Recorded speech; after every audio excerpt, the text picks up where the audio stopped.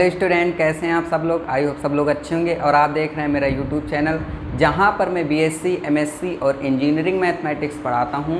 और जो आज का हमारा टॉपिक है उसका नाम लैग्रेंजेस इक्वेशन है। और लैग्रेंजेस इक्वेशन से पहले हमने यहां पर बहुत सारी चीज़ें पढ़ चुके हैं, तो अगर आपने नहीं पढ़े हैं तो ये आई टैब बन के आ रहा है, उसमें जाइए, प्ले लिस्ट बनी हुई है।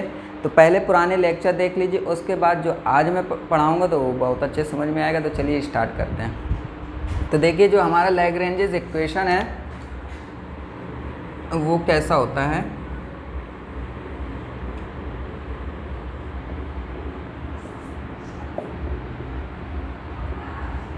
लैग्रेंजेस इक्वेशन, ठीक है। ये तो यहाँ पर ये जो फॉर्म होती है, ठीक है, तो मैं यहाँ पर फॉर्म लिखूँगा कि P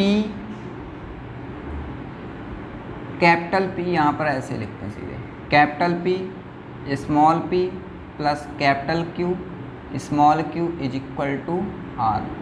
तो ये हमारा लैग्रेंजेस इक्वेशन होता है। और यहाँ पर एक चीज़ और लिखेंगे कि जो dx अपॉन u फिर dy अपॉन u फिर q, सॉरी u नहीं, यहाँ पर p हो जाएगा, और dz अपॉन r, ये चीज़, ठीक है। तो इसको क्या कहते हैं, इसको कहते हैं लैग्रेंजेस एक्सिलरी इक्वेशन भी कहते हैं।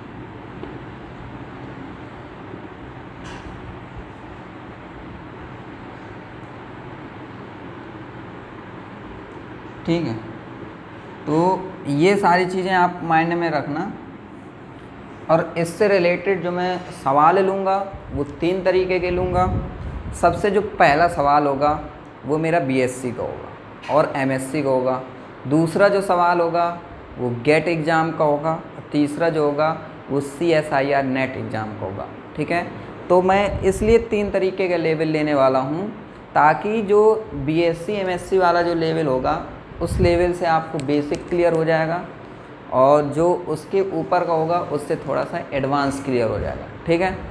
तो चलिए अब यहाँ पर हम सवाल नोट करते हैं। आपने ये सब तो लिख ही लिया होगा।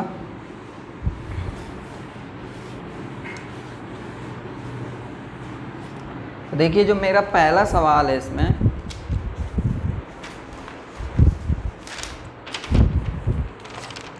वो है XZP plus YZQ is equal to XY, ठीक है। तो देखो, इसको सॉल्व करने का तरीका यहीं से समझ में आ जाएगा। सबसे पहले करेंगे क्या, इस इक्वेशन को नोट कर लेंगे, ठीक है।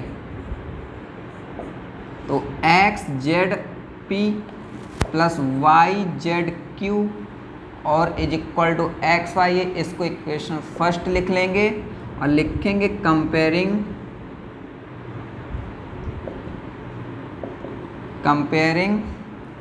Equation first by P small p Q small q is equal to R, ठीक है।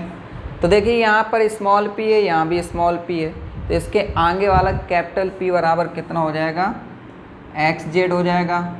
कैपिटल Q बराबर कितना हो जाएगा, YZ हो जाएगा। और कैपिटल R बराबर क्या हो जाएगा, XY हो जाएगा। तो हमने देखा यहाँ पर ये जो फॉर्म देख रहे हो आप, तो कंपेयर करा पा रहे हैं ना। अगर ये कंपेयर हो जा रहा है तो इसका मतलब ये हो गया कि ये हमारा लैग्रेंजेस इक्वेशन है। और अगर नहीं होता तो उसको हमें बनाना पड़ता, ठीक है। तो देखो, बना बनाया मिल गया तो और अच्छा है। तो अब क्या करेंगे, लिखेंगे बाई एक्सिलरी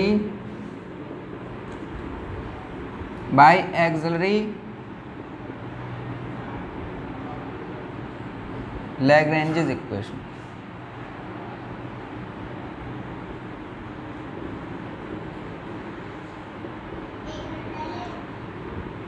ठीक है, बाई लैग्रेंजेस बाई एक्सिलरी नहीं सॉरी, लैग्रेंजेस ऑक्सिलरी इक्वेशन होगा, ऑक्सिलरी पहले नहीं आएगा, लैग्रेंजेस पहले आएगा, ठीक है। बाय लैग्रेंजेस ऑक्सिलरी इक्वेशन, ठीक है। तो यहाँ पर फॉर्मूला लिखेंगे तो d x upon u is equal to d y upon q is equal to d z upon r. अब यहाँ पर यू क्यू और आर की वैल्यू रखेंगे, ठीक है। तो यहाँ पर हो जाएगा डी एक्स अपॉन यू की वैल्यू है एक्स जेड, अरे यार यू कहाँ लिख देता हूँ मैं बार बार, पी लिखूँगा, पी है पी क्यू आर। तो एक्स जेड बराबर D Y is equal to y z और बराबर d z equal to x y, ठीक है। अब मैं क्या करूँगा यहाँ पर, हमें देखो सबसे पहले करना क्या होगा इसमें कि जैसे इसमें आपको लेना है तो या तो आप ये और ये ले लो, या तो आप ये और ये ले लो, या तो आप ये दोनों ऐसे ले लो, ठीक है। तो ये आपको दिमाग से सॉल्व करना पड़ेगा, थोड़ा सा कॉमन सेंस आपको लगाना पड़ेगा अपना कि मैं कौन सी दो पार्ट ले लूँ जिससे मेरा सॉल्व हो जाए। तो आप देखो मैं यहाँ पर आपको समझाने की कोशिश कर रहा हूँ। अगर मान लो मैंने ये पहला और तीसरा पार्ट ले लिया, ठीक है, तो देखिए यहाँ पर मेरा x से x कट जाएगा तो y बचेगा मेरा, और यहाँ पर तो dx और dz है, dy तो है नहीं है, तो ये काम नहीं बनेगा। हम क्या करेंगे, इसको ले लेंगे तो इससे z और z निकल जाएगा, तो देखो dy अपॉन y है, dx अपॉन x है, मतलब x में x का ही क्या होगा इंटीग्रेशन हो जाएगा और y में y का इंटीग्रेशन हो जाएगा, कोई तीसरा वेरिएबल नहीं आना चाहिए। तो मैं लिख लूँगा कि from first and second term, ठीक है, टर्म्स। तो फर्स्ट और सेकेंड टर्म्स ले लूँगा तो d x upon x z हो जाएगा और d y upon y z हो जाएगा। यहाँ पर देखिए जेड से ये जेड चला जाएगा तो ये हो जाएगा डी एक्स अपॉन एक्स और d y upon y, d x upon x हो जाएगा और डी वाई अपॉन वाई हो जाएगा। अब मैं दोनों साइड क्या करूँगा, इंटीग्रेट कर दूँगा। जैसे ही मैं इंटीग्रेट कर दूँगा तो मैं लिख दूँगा यहाँ पर कि बोथ साइड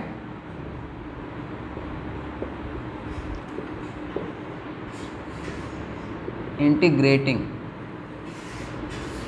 ठीक है। तो ये हो जाएगा log x equal to log y।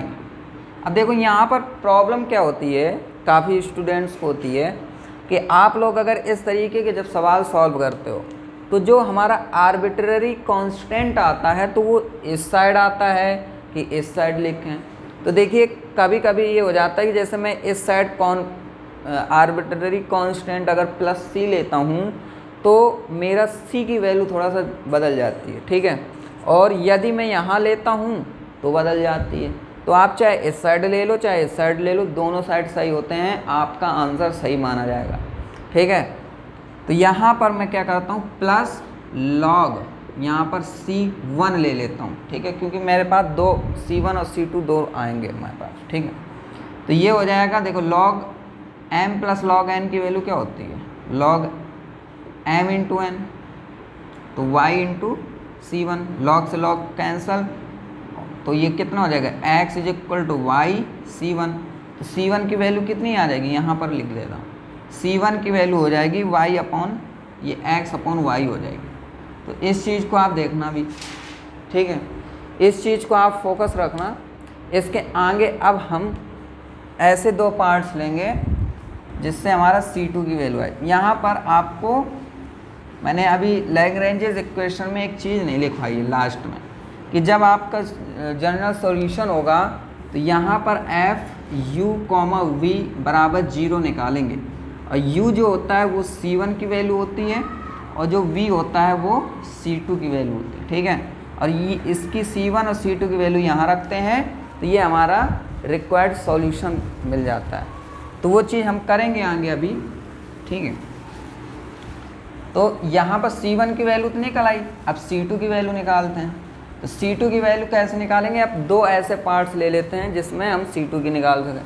तो देखो जब ये और ये ले लिया तो अब तो ये यही चीज़ होगा कि या तो ये दोनों ले लो या तो ये और ये ले लो। देखो अगर मैं ये और ये लिए ले रहा हूँ तो हमारा काम हो जाएगा, इससे काम नहीं होने वाला, ठीक है। तो मैं ले लूँगा कि from second and third term, तो ये हो जाएगा dy upon y z is equal to g z upon x y. तो यहाँ पर अब देखो ये जो एक्स वाई है ये ऊपर चला जाएगा, तो एक्स वाई अपॉन वाई, ठीक है, और ये जो जेड है ये यहाँ आ जाएगा और यहाँ पर डी वाई हो जाएगा। तो ये जेड डी जेड, ये चीज़ समझ में आई कि नहीं। देखो जेड वाले को जेड डी जेड के पास ले जाएंगे और जो वाई वाले हैं उसको यहाँ, लेकिन ये जो एक्स है मैं ये क्यों लेके आया हूँ, क्योंकि एक्स अपॉन वाई की वैल्यू हमारे पास C1 है, तो मैं एक्स अपॉन वाई की वैल्यू C1 रख दूंगा, ये वाई डी वाई हो जाएगा और बराबर जेड डी जेड। अब आप जानते हो कि जो C1 है और ये आर्बिट्रेरी कांस्टेंट होते हैं तो ये तो बाहर रहेगा। अगर मैं दोनों साइड इंटीग्रेट कर दूँ, है ना, बोथ साइड इंटीग्रेटिंग, ठीक है, तो ये हो जाएगा हमारा C1 y square by 2 is equal to z square by 2, है ना। और यहाँ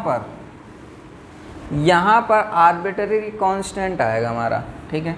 तो आर्बिट्रेरी कांस्टेंट मैं C2 अपॉन 2 रख देता हूँ, ये तो ऐसे आ इसलिए क्योंकि मैं 2 गायब करना चाहता हूँ, तो दोनों सब साइड से 2 गायब हो जाएगा, तो ये कितना आ जाएगा C1 वाई स्क्वायर बराबर जेड स्क्वायर प्लस C2। अब सही रहेगा। अब देखो यहाँ पर अब क्या करने वाले हैं, यहाँ पर कि जो C1 की वैल्यू वो रख लो पहले। तो C1 की वैल्यू क्या है, x upon Y.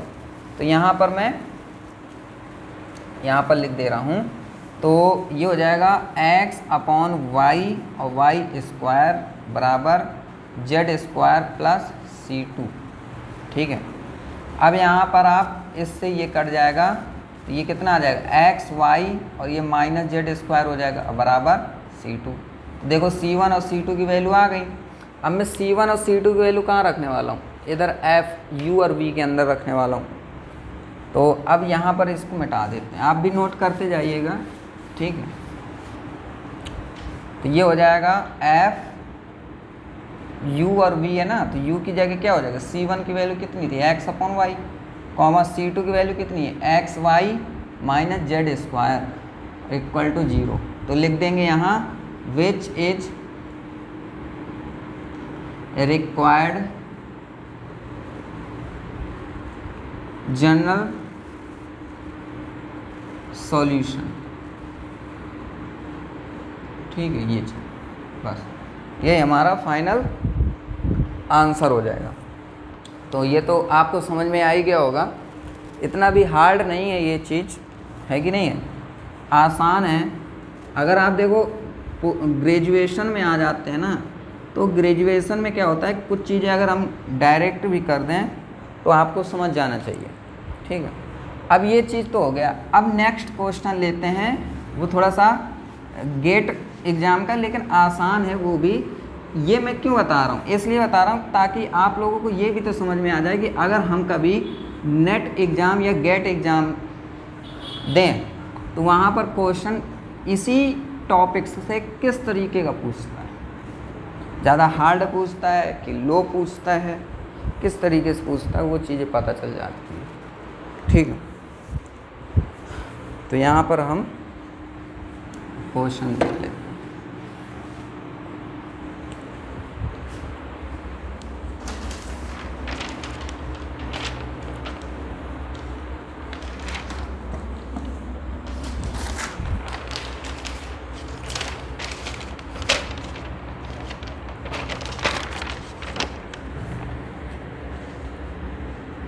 Solve x y Z alpha beta gamma P Q -1 बराबर जी। ठीक है, ये चीज़ हो गया। अब देखिए यहाँ पर किस तरीके से सॉल्व करते हैं। सबसे पहले इसको नोट कर लो, X Y Z alpha beta gamma P Q -1। अब यहाँ पर आप देखो ज़रा, इक्वल टू 0 लगा दो। ठीक है, मैं इसका डिटर्मिनेंट जैसे निकालूँ, अगर डिटर्मिनेंट का मतलब है कि आप जब यहाँ पर लैग्रेंजेस इक्वेशन लिखते हो तो ऐसे लिखते हो, इस तरीके से। हाँ, तो यहाँ पर P आगे रहता है, Q आगे रहता है कि नहीं रहता है। और P और Q जो फंक्शन होते हैं ये x y z के फंक्शन होते हैं। तो यहाँ पर मैं क्या करूँगा, जैसे मैं डिटर्मिनेंट निकाला करता हूँ तो ये P अगर मैंने ले लिया स्मॉल p, तो कहने का मतलब ये वाली रो और ये वाली रो गायब हो जाएगी। तो मैं यहाँ पर पहले से लिख दूंगा कि expanding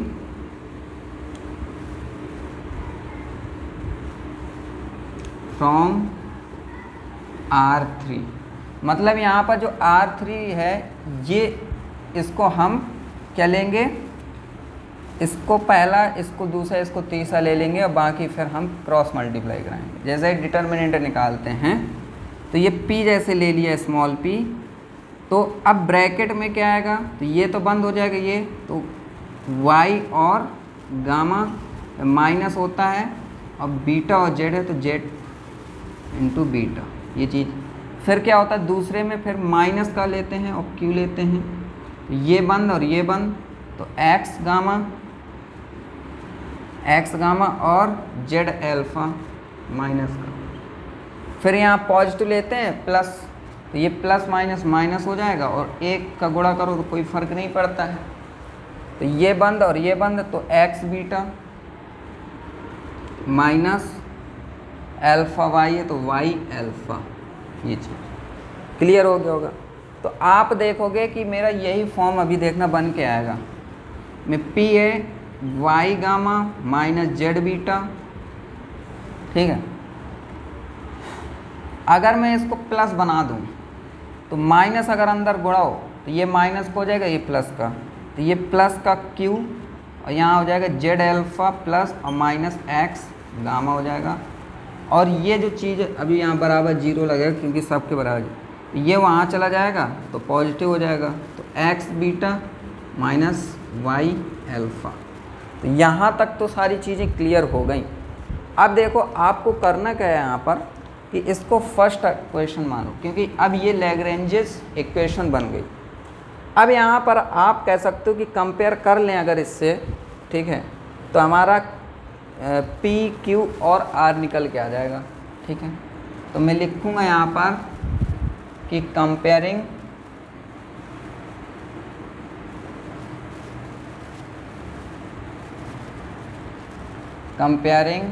equation first by P small p plus Q small q बराबर R। तो capital P is equal to कितना निकल के आएगा, y gamma minus z beta. Q कितना निकल के आएगा, कैपिटल Q, तो z alpha minus x gamma, और R कितना निकल के आएगा, x beta minus y alpha. ठीक है, यहाँ तक तो क्लियर। अब देखिए यहाँ पर इसके आगे हम लिखेंगे बाई, वही सेम हर चीज़ में कर रहा हूँ, ठीक है, कोई अलग चीज़ नहीं, by Lagrange's axillary equation.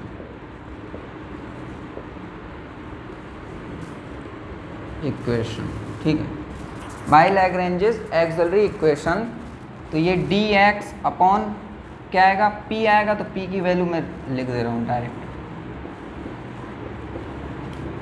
dy upon q की value z alpha minus x gamma. ठीक है, फिर डी जेड अपॉन आर की value x beta minus y alpha, ठीक है। ये तीनों चीज़ हो गई।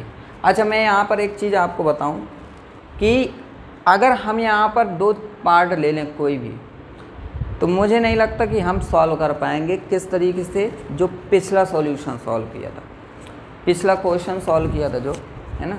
तो आपको मैं ये चीज़ बता दूं कि यहाँ तक तो सेम, इसके बाद जैसे ही हम ये चीज़ लिखते हैं तो यहाँ पर आपको वही दिमाग लगाना है कि हम इसके आगे फर्स्ट और सेकंड पार्ट लें या सेकंड और थर्ड पार्ट लें या फर्स्ट और थर्ड पार्ट लें, तो सॉल्व हो रहा है कि नहीं हो रहा है।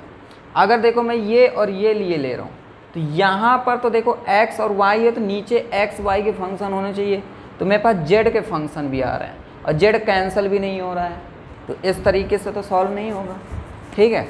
तो ऐसे क्वेश्चंस में दो चीज़ें सोची जाती हैं। क्या? एक तो देखो ये करेंगे कि ऊपर और नीचे जैसे dx है ना, तो यहाँ पर x और यहाँ पर x का गुणा कराएंगे, ये y है तो y का y पे, किस तरीके से वो चीज़ मैं समझा रहा हूँ, ठीक है। तो इसको अब मैं मिटा रहा हूँ इतना।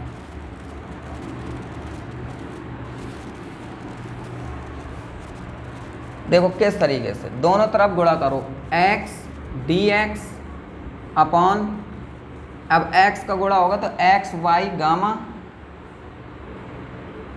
Minus x Z beta. अब देखो करना क्या है, फिर यहाँ पर प्लस लिखना है, अब इसको भी लिख लेना है, तो y गुणा करेंगे dy, ठीक है। और यहाँ प्लस इसमें y का गुणा करेंगे, ये हो जाएगा y z alpha minus y x gamma, फिर प्लस करेंगे, फिर जेड डी जेड लिखेंगे, ठीक है, और फिर प्लस करेंगे। अब यहाँ पर ऊपर जेड का गुणा तो यहाँ भी, तो ये हो जाएगा जेड एक्स बीटा, ठीक है, z x beta minus z y alpha, और यहाँ पर बराबर 0 करेंगे। ये आप तरीका सोच लो पहले, ये तरीका जो है, ये तरीका तब करेंगे जब दोनों साइड से हमारा कोई तीसरा वेरिएबल मिल जाए। जैसे एक्स वाई है तो यहाँ पर जेड भी आ रहा है और यहाँ पर देखो एक्स वाई बार आना चाहिए नीचे। अब देखिए करना क्या है कि आप देखो यहाँ पर, तो देखो एक्स वाई गामा है प्लस का, और यहाँ पर माइनस का एक्स वाई गामा है, कट जाएगा, ये भी कट जाएगा, ठीक है, और ये भी कट जाएगा, तो हमारा ये 0 बचा, 0 चला जाएगा वहाँ, तो ये बार बचेगा, है ना, यही बचेगा, अब बराबर 0। अब दोनों तरफ इंटीग्रेशन कर देंगे तो ये हो जाएगा x square by 2 plus y square by 2 plus z square by 2 बराबर, इसमें क्या करेंगे, इसमें कह देंगे ये कांस्टेंट आर्बिट्रेरी हो जाएगा, तो ये C1 आ जाएगा। अब ये देखो ये जो दो हैं वो कांस्टेंट में ही चले जाएंगे, तो हमारे पास क्या आएगा, हमारे पास डायरेक्ट ये आ जाएगा x square plus y square plus z square बराबर C1, ठीक है। देखिए ये हमारा C1 की वैल्यू आई। तो यहाँ पर आपको ये चीज़ आप याद रखो कि सिर्फ ये आप न सोचो कि ये गेट का एग्ज़ाम का क्वेश्चन है, इस तरीके के क्वेश्चन आपको BSc और MSc में भी देखने को मिलेगा, ठीक है। अब यहाँ C2 की वैल्यू निकाल के दिखाते हैं, ठीक है। तो अब C2 की वैल्यू कैसे निकालेंगे, अब यहाँ पर वही चीज़ करेंगे कि देखो पहला दूसरा पार्ट लेने से तीसरा कुछ नहीं काम आ रहा, लेकिन आप यहाँ देखो कि देखो एक्स वाई जेड है, तो हमने x का ऊपर नीचे x का गुणा कराया, लेकिन अब यहाँ अल्फ़ा बीटा गामा भी तो हैं, तो मैं क्या करूँगा, यहाँ अल्फ़ा और नीचे अल्फ़ा का गुणा कराऊँगा, ठीक है। नाउ ठीक है, नाउ अल्फ़ा डी एक्स बटे, अब यहाँ गुणा कराओ तो alpha y gamma minus alpha z beta, फिर प्लस कर लो, फिर यहाँ बीटा का गुणा कराओ बीटा डी वाई, तो प्लस यहाँ beta z alpha minus beta x gamma, फिर प्लस अब ऊपर गामा डी जेड कर लो, तो plus gamma x beta minus gamma y alpha, ये चीज़ हो गई। यहाँ भी बराबर 0, इस तरीके से करते हैं। तो यहाँ पर ये सब कट जाएंगे, ठीक है, सब अपोजिट हैं, तो ये हो जाएगा, ये 0 हो जाएगा, ठीक है। तो ये हमारा, अब देखो अगर मैं इसका डेरिवेटिव वो इंटीग्रेशन कर रहा हूँ तो ये एल्फ़ा एक्स हो जाएगा प्लस बीटा वाई हो जाएगा प्लस गामा जेड हो जाएगा बराबर 0। देखो जब ये 0 हो गया तो सेम वही, तो सिर्फ यही बचेंगे ना बराबर 0, तो इसका इंटीग्रेशन कर दिया। बराबर 0 क्यों, बराबर यहाँ C2 आ जाएगा, तो देखो C2 की वैल्यू भी आ गई और C1 की वैल्यू भी आ गई। अब देखे करेंगे क्या, अब हम वही एफ यू कॉमा वी बराबर 0 कर देंगे। एफ यू कॉमा वी बराबर 0, तो एफ यू की वैल्यू C1 की वैल्यू कितनी है, x square plus y square plus z square, comma v की वैल्यू कितनी है, alpha x plus beta y और प्लस गामा जेड बराबर 0। तो यही हमारा रिक्वायर्ड जनरल सॉल्यूशन है। तो लिखेंगे विच इज रिक्वायर्ड जनरल सॉल्यूशन, ठीक है, ये चीज़। तो आपको ये समझ में आ गया होगा। अब यहाँ पर एक लास्ट क्वेश्चन लेते हैं CSIR नेट एग्ज़ाम का। तो देखो गेट एग्ज़ाम का ये ज़्यादा हार्ड नहीं था, ऐसे ही CSIR नेट एग्ज़ाम का होगा, वो भी बिल्कुल नॉर्मली होगा, ठीक है। तो इसको मिटाते हैं।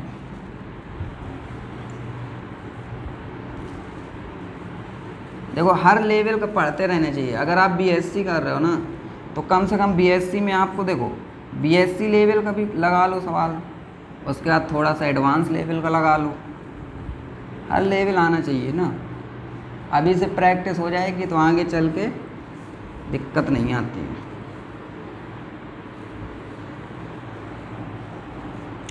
अब अगला सवाल,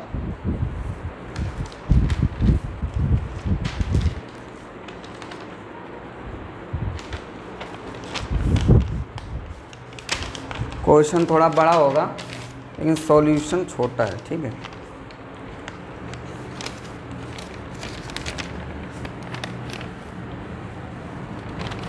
the general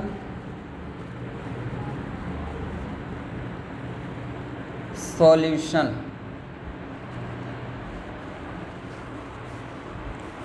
of the equation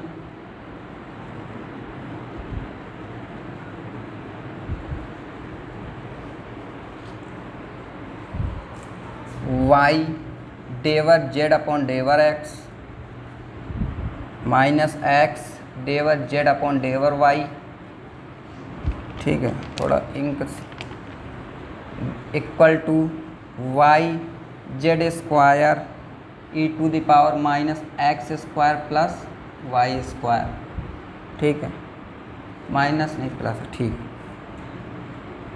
there exist that is y, इसको p बोलते हैं, माइनस x, इसको q बोलते हैं, बराबर, और ये वही रहेगा,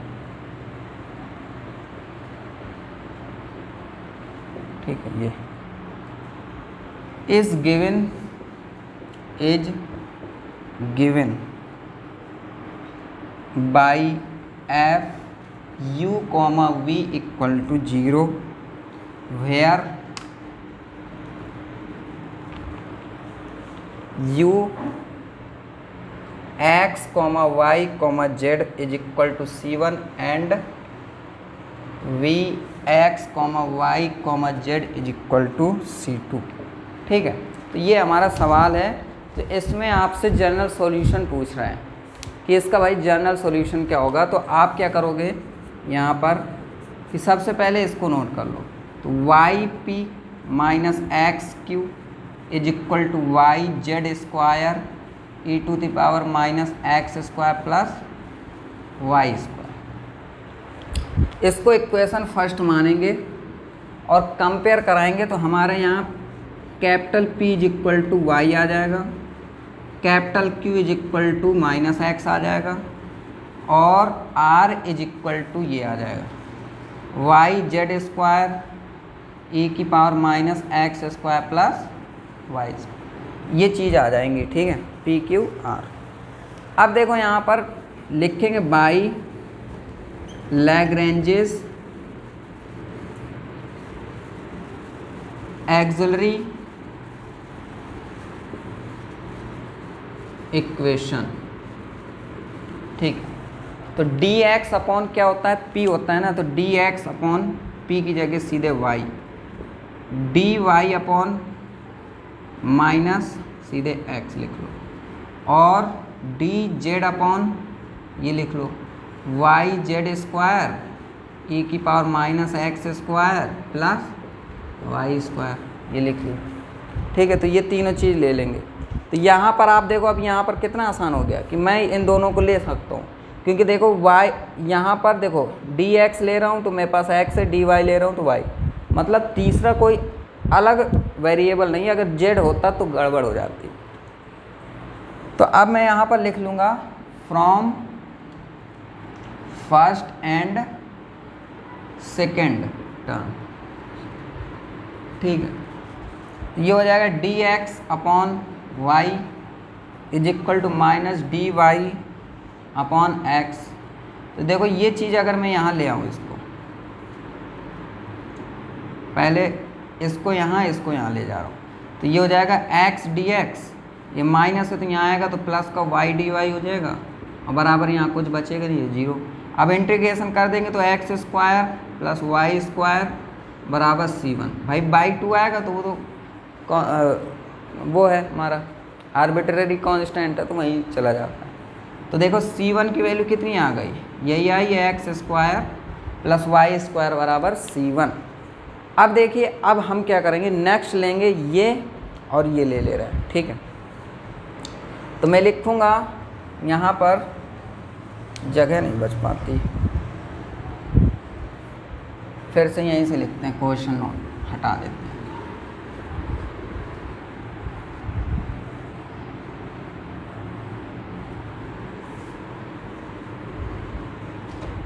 तो अब लिखेंगे कि from second and third term, okay. तो सेकेंड और थर्ड मतलब ये और ये थर्ड, तो ये हो जाएगा minus d y upon x is equal to d z upon, अब देखो यहाँ पर वाई जेड स्क्वायर ई की पावर माइनस, अब देखो x square plus y square की वैल्यू C1, तो मैं यहाँ पर C1 लिख दे रहा हूँ, ठीक है। अब आप देखो यहाँ पर, अब एक चीज़ यहाँ पर गड़बड़ हो रही है, यहाँ पर गड़बड़ क्या हो रहा है, यहाँ पर x आ रहा है, x नहीं आना चाहिए। अच्छा, तो एक काम करते हैं, यहाँ सेकंड और थर्ड ना लेके फर्स्ट और थर्ड लिए ले रहा हूँ मैं सीधे, फर्स्ट और थर्ड, फर्स्ट और थर्ड क्यों, y से y कट जाएगा, ठीक है, dx रहेगा और ये अलग रहेगा, ठीक है, ऐसा dx upon y is equal to d z upon y z square e की पावर माइनस C1, इस y से ये y कट गया, हाँ। अब देखो dx अकेले आ गया बराबर ये डी जेड है ना, जेड स्क्वायर ऊपर जाएगा तो क्या हो जाएगा, जेड स्क्वायर माइनस का 2 हो जाएगा और बटे ई माइनस का C1 हो जाएगा, ठीक है। अब देखो यहाँ पर ये चीज़ यहाँ गुणा हो जाएगी, तो ये कितना आ जाएगा, ई की power minus C1 D x बराबर जेड की पावर माइनस 2 और डी जेड। अब दोनों साइड इंटीग्रेशन कर दे रहे हैं, तो ये हो जाएगा ई की पावर माइनस C1 एक्स बराबर, देखो अब माइनस 2 है ना, तो इसमें प्लस 1 लगेगा, तो जेड की पावर माइनस 1 और ये माइनस नीचे 1 भी आएगा, अब प्लस यहाँ पर C2, तो ये चीज़ यहाँ आएगी, तो ई की पावर माइनस, अब खोल दो x square plus y square और एक्स रख दो यहीं, और ये माइनस का है तो ये प्लस हो जाएगा और 1 अपॉन जेड हो जाएगा, क्योंकि इनवर्स में है तो ऐसे हो जाता है बराबर C2। देखो ये आ जाएगा हमारा विच इज रिक्वायर्ड। अभी कैसे, अभी तो f u comma v is equal to 0 लिखेंगे ना। तो यहाँ लिखेंगे f u comma v is equal to 0। तो एफ यू की वैल्यू C1 है, C1 की वैल्यू कितनी थी x² प्लस वाई स्क्वायर, कॉमा C2 की वैल्यू कितनी x e की पावर माइनस x² प्लस वाई स्क्वायर और प्लस 1/z और ये इक्वल टू 0। ये है हमारा रिक्वायर्ड सॉल्यूशन। लिखेंगे विच इज रिक्वायर्ड सॉल्यूशन। ठीक, ये चीज़ यहाँ तक आपको समझ में आ गया होगा। तो आपने ये चीज़ समझा कि 3 तरीके के मैंने बताए। पहला तरीका ये था कि 2 पार्ट ले लिए थे, तीसरे पार्ट को हमने मल्टीप्लाई वगैरह करके किया था। फिर दूसरा पार्ट सब में फिर हमने मल्टीप्लाई करा है अल्फ़ा बीटा और एक्स वाई का। तीसरा पार्ट पहले पार्ट के तरीके। ठीक है, तो तीनों चीज़ समझ में आ गया होगा। तो चलिए आज के लिए इतना ही, अब मिलेंगे नेक्स्ट लेक्चर में। आई होप आपको ये वीडियो पसंद आई होगी। तो अपने बैचमेट्स को शेयर कीजिए, अपने फ्रेंड्स को शेयर कीजिए, अपने फैमिली मेम्बर्स को शेयर कीजिए, ताकि वो लोग भी ये सारी चीज़ें पढ़ सकें। तो मिलेंगे नेक्स्ट में, तब तक के लिए खुश रहिए and thank you very much and good bye.